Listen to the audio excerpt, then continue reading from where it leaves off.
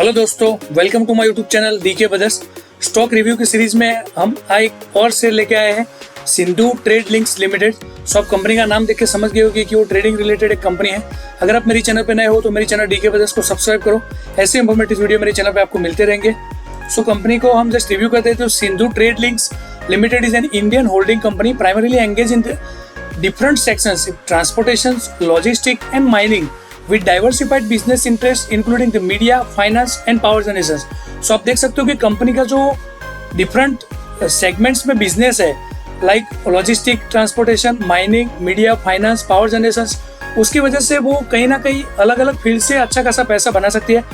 The company operates through various segments including logistics, oil lubricants, finance, investment, power generation, media, overseas coal mining and oil drillings. Core business segment की बात करें तो transport and logistic mining में this is a key segment involving in the movement of goods and materials including the coal and related services. Oil and lubricants की बात करें तो this company is involved in the trading and distribution of oil और lubricants. Finance and investment related बात करें तो Sindhu trade links has a finance and investment division likely managing the company's financial resources. Power generation की बात करें तो company generates electricity from biomass power plant and also involve in the power distributions.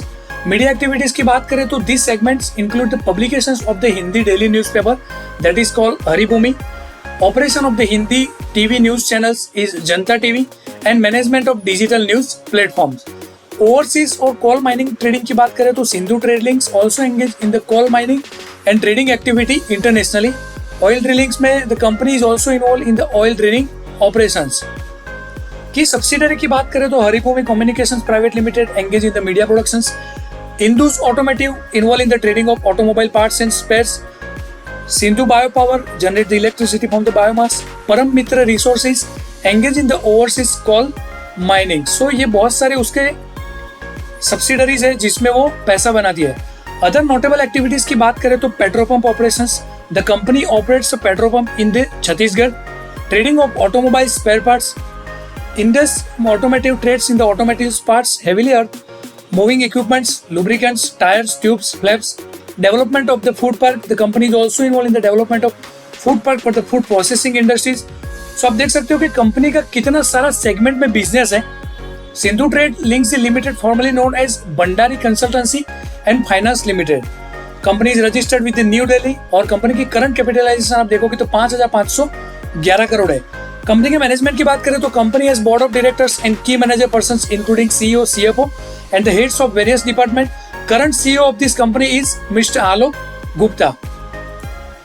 Stock को just हम review करते हैं तो Sindhu trades BSE और एनएससी में ट्रेड कर रहा है। बीएसई का कोड है 532029, एनएससी का कोड है सिंधु TRAD। मार्केट कैप जैसा मैंने बताया 5,511, स्टॉक पी 45.3 है, ROC और ROE 7.84 एंड 10.1 है, बुक वैल्यू इज 10.4। स्टॉक की करंट प्राइस देखोगे तो 35.7। हाई लो की बात करें तो 35.9 मींस यही ट्रेड में वो 35.9 पे हाई किया था 52 वीक हाई में और एंड में जो क्लोजिंग किया उसने 35.7 में। 12 महीने की लो की बात करें तो 12.9 रुपीज पे ट्रेड किया, डिविडेंड 0 है और फेस वैल्यू 1 है। सो आप देख सकते हो कि लास्ट सेशन में उसका जो क्लोजिंग हुआ है करीबन 20% हायर पे वो 35 रुपया 70 पैसा पे वो क्लोजिंग किया हुआ है। ग्राफ को जस्ट हम रिव्यू करते हैं तो आप देख सकते हो कि यहाँ से जो रैली शुरू हुई मीन्स अप्रैल के बाद वो कंटिन्यू अपर साइड पे जा रहा था। यहाँ पे जून एंड के एरा की बात करें तो माइनर करेक्शंस आया और देन आप देख सकते हो कि जुलाई स्टार्ट से जून एंड और जुलाई स्टार्ट से वो कंटिन्यूअसली हायर साइड पे ट्रेड करा है। ये एक लास्ट सेशन है जिसमें उसने 20% की हाई मारी है। सो आप देख सकते हो कि यही रैली पे अगर वो कंटिन्यू करता है नेक्स्ट सेशन में तो आप देखते हो कि यहाँ पे जो हायर में है जो प्राइस जाएगी उस हिसाब से मैं यहाँ पे एक्सपेक्ट कर रहा हूँ कि ये 42-43 तक की हाई मारेगी। अगर कंपनी का जो कुछ सपोर्टिंग्स है जैसे अब अगले वीक में जो कंपनी की मीटिंग होने जा रही है उसके बेस पे कुछ आउटकम आएगा तो यहाँ पे वो करेक्शंस ले सकती है। बट नाउ अपकमिंग वीक के जो सेशंस है उसमें मैं ऑब्वियसली एक्सपेक्ट कर रहा हूँ वो हायर साइड पे ट्रेड करने वाली है। अगर आप वॉल्यूम को देखोगे तो ये लास्ट 3 दिन में जो वॉल्यूम ट्रेड हुआ है वो अनएक्सपेक्टेड वॉल्यूम है। आप देख सकते हो कि प्रीवियस कंपैरिजन में कहीं पे इतनी ट्रेडिंग वॉल्यूम यहाँ पे नजर नहीं आई है। So retail traders are interested in this particular stocks. Stock return की और परफॉर्मेंस की बात करें तो एक वीक में यहाँ पे 37% रिटर्न है, 1 मंथ में वो 60% रिटर्न दिया है, 3 मंथ में करीबन डबल हो गया 99% है, और ईयर टू स्टार्ट में 62%, और लास्ट 1 ईयर का देखेंगे तो 72% पे उससे यहाँ पे रिटर्न दिया है। क्वार्टरली रिजल्ट्स की बात करें तो मैंने लास्ट 5 क्वार्टर के रिजल्ट्स लिए हुए हैं, आप वीडियो को पॉज करके डिटेल में रिजल्ट्स रिव्यू कर सकते हो। जस्ट मैं आपको जो नोटिफाइबल रिजल्ट है वो डिस्कस करने वाला हूँ। मार्च 2025 में जो सेल्स है वो पिछले सभी क्वार्टर उसकी कंपैरिजन में लोअर है। एक्सपेंसेस की बात करें तो यहाँ पे हायर है। सो प्रॉफिट ऑपरेटिंग मार्जिन की बात करें तो 329 करोड़ यहाँ पे लोअर है। प्रॉफिट बिफोर टैक्स की बात करें तो यहाँ पे 63 करोड़ लॉस दिखाया गया कंपनी ने, और नेट प्रॉफिट की बात करें तो फाइनली 59 करोड़ का इस क्वार्टर में लॉस है। आप प्रीवियस क्वार्टर में देखोगे तो सितंबर 2024 में 117 करोड़ का प्रॉफिट है, उसके प्रीवियस वाले क्वार्टर में 72 है। सो करीबन आप देख सकते हो कि इसका कोई कंसिस्टेंसी इस रिजल्ट में आपको नहीं नजर आ रही है, एक क्वार्टर प्लस है, एक क्वार्टर माइनस है। सो यहाँ पे प्रेडिक्ट नहीं कर सकते कि कंपनी किस सेगमेंट में कैसा प्रॉफिट कर रही होगी। मैंने प्रॉफिट एंड लॉस की बात करें तो लास्ट 4 साल के जो रिजल्ट्स आए उसका मैंने यहाँ पे इवेल्यूएशन किया हुआ है। सो सेल्स आप देखोगे तो कंटिन्यूअसली इंक्रीजिंग यहाँ पे नजर आ रहा है। एक्सपेंसेस की बात करें तो that is also increasing. Profit market की बात करें तो 225 करोड़ लॉस है, जैसा मैंने बताया पास्ट क्वार्टर में यहाँ पे लॉस दिखाई दिया था। यहाँ पे इनकम फ्रॉम अदर सोर्स की बात करें तो प्रीवियस 4 साल की कंपैरिजन में इस साल में उसने 568 करोड़ की इनकम बनाई है अदर सोर्स से। इंटरेस्ट की बात करें तो 121 करोड़ इंटरेस्ट है, इस साल में लोअर इंटरेस्ट दिखाई दे रहा है। और प्रॉफिट बिफोर टैक्स की बात करें तो पर्टिकुलर सेगमेंट में लास्ट 4 इयर्स की कंपैरिजन में इस साल में उसने प्रॉफिट दिखाया हुआ है। सो ये प्रॉफिट अगर मैं 568 को माइनस करता हूं तो पर्टिकुलर ईयर्स में भी वो सेगमेंट से लो दिखाई जाएगा। नेट प्रॉफिट की बात करें तो 4 साल की कंपैरिजन में 122 crore profit, that is very good. Balance sheet की बात करें तो यहाँ पे भी जस्ट आपको बुलेट्स दिखाना चाहता हूँ लास्ट 4 साल का। सो बोरोइंग की कंपैरिजन आप देखोगे तो लास्ट 5 साल में सबसे लोअर बोरोइंग इस साल कंपनी ने दिखाई है। So that is very good for fundamentals. अब अदर लायबिलिटीज की बात करें तो 750 करोड़ की लायबिलिटीज यहाँ पे दिख रहे हैं। टोटल लायबिलिटीज की बात करें तो इस साल में 2730 करोड़ है।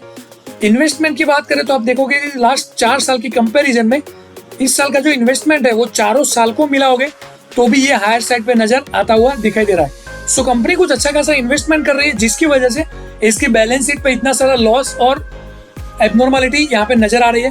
तो टोटल एसेट की बात करूं तो 2730 करोड़ यहाँ पे आपको नजर आएंगे। शेयर होल्डिंग पैटर्न की बात करूं तो प्रोमोटर्स का होल्डिंग प्रीवियस 10 ईयर्स से अगर मैं रिव्यू करता हूं तो कंटिन्यूअसली 74.9 प्लस दिखाई दे रहा है। Means that is very good कि प्रोमोटर्स उसके पास 75% होल्डिंग किया हुआ है।